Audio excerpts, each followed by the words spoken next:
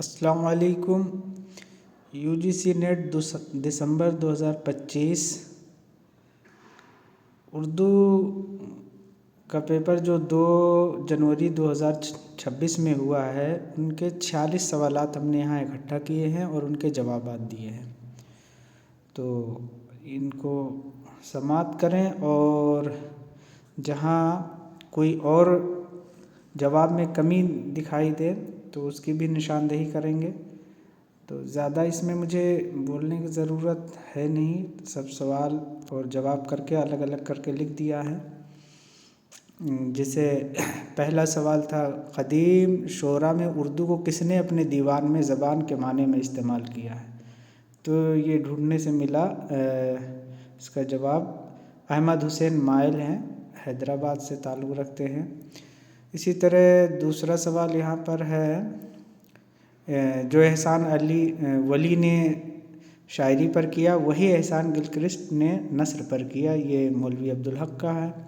اسی طرح چنو مونو کا کردار جو ہے، یہ اس میں کئی آپشن دیے تھے، تو اس میں سے جو پریم چند کا افسانہ ہے سوانگ اس میں ہے۔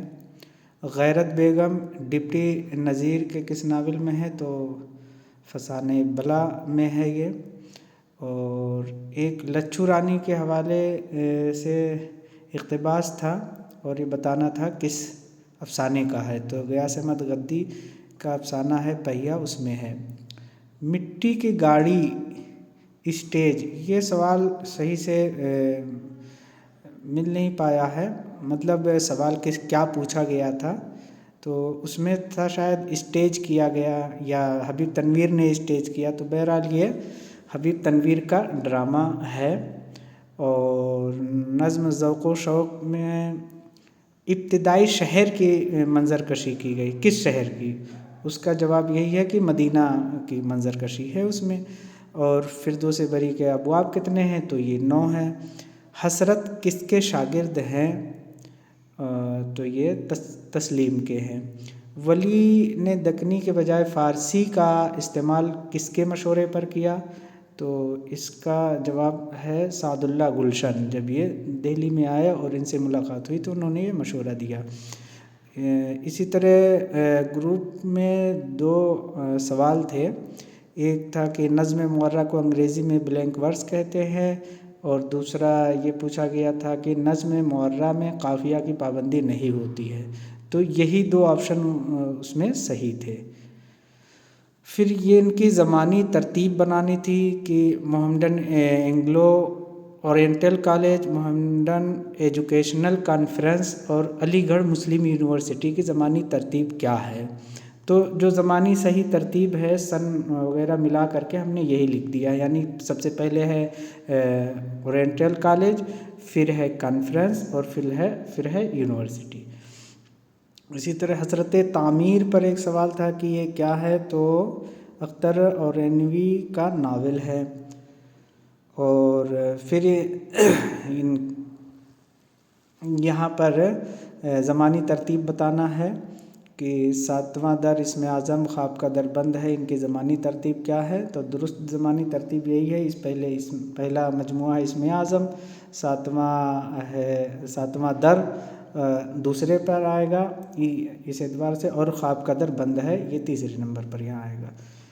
اور کبوتر کبوتری کا قصہ، تو یہ رانی کیتکی کی کہانی کے دیباچے میں ہے۔ ایک سوال یہ تھا کہ حیدرآباد ایجوکیشنل کانفرنس کی بنیاد کس کی تخت نشینی کے بعد رکھی گئی؟ تو مطالعہ سے جو معلوم ہوا وہ یہی ہے کہ میر عثمان علی خاں کی تخت نشینی کے بعد یہ کام ہوا ہے، یعنی اس کی بنیاد رکھی گئی ہے۔ اور نقل کا فلسفیانہ تصور ارسطو نے افلاطون سے لیا، اس کا جواب افلاطون ہے۔ شکست زندہ کا خواب کس کا مجموعہ ہے؟ غالباً پوچھا تھا اس میں، تو یہ مجموعہ نہیں ہے بلکہ یہ ایک نظم ہے جوش ملیح آبادی کے، اور یہ شعلہ و شبنم میں شامل ہے، یا یادداشت میں کمی کے بنا پر اس طرح بتایا گیا ہو سکتا ہے یہی پوچھا ہو کس مجموعے میں ہے، تو یہ شعلہ و شبنم مجموعہ میں ہے۔ کس زبان میں 2 کوس آوازیں دندانی میں بدل جاتی ہیں؟ تو اردو زبان کے حوالے سے ملا کہ اس میں جو کھڑی بولی ہے اس کی آوازیں دندانی میں بدل جاتی ہیں۔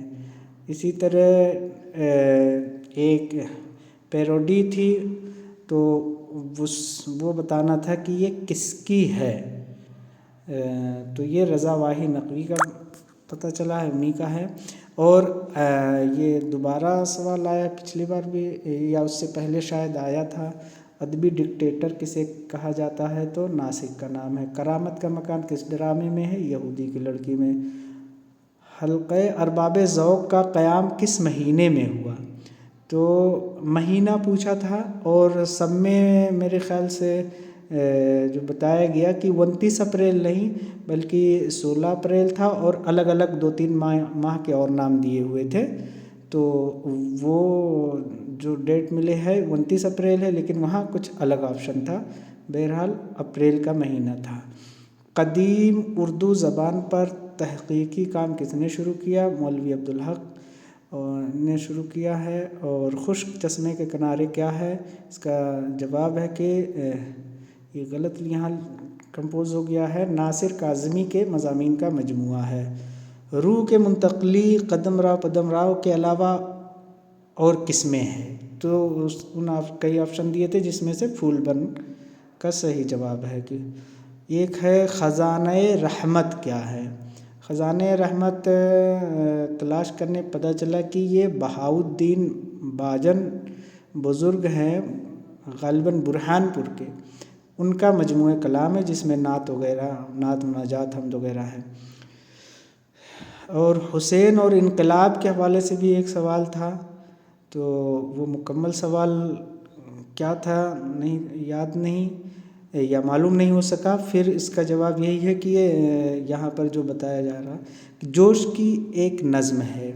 پھر ایک یہ کلیم الدین احمد کا قول ہے کہ کشتکاری بتایا جا رہا کہ لکھا تھا، کشتکاری ہے، صحیح لفظ کاشتکاری ہوگا کسان کے حوالے سے، بہرحال تو یہ کلیم الدین احمد کا ہے۔